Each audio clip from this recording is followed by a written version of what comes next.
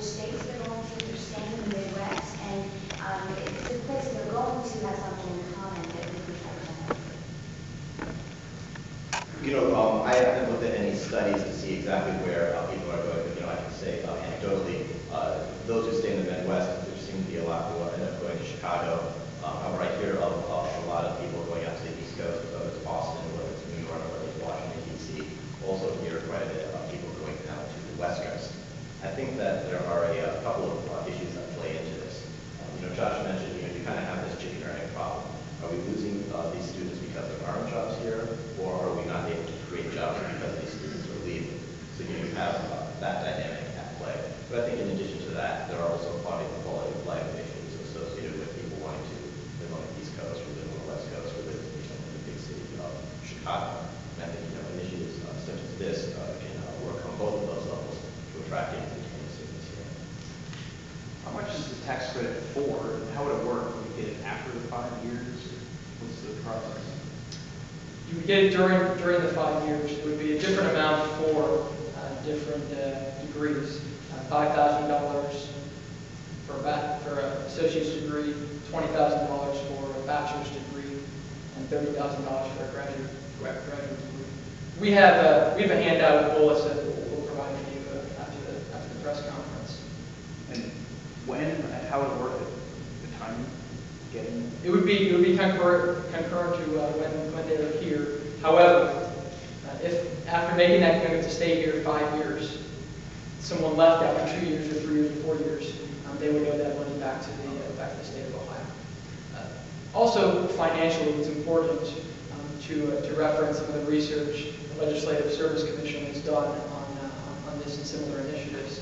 And they found that the return on investment long-term over a 25-year period for the state of Ohio is approximately 20 times the original investment. It's a 2,000% return on investment.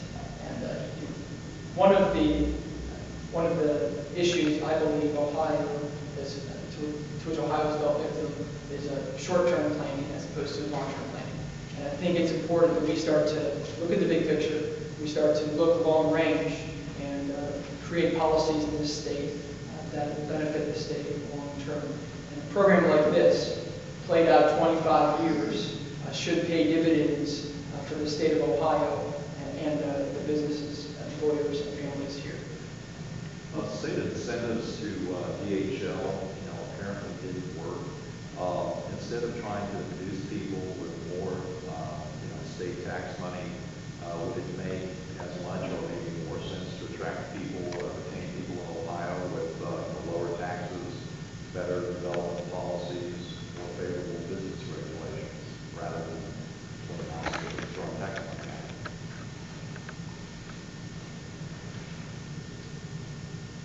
The main problem we have in Ohio is our environment for growing the economy.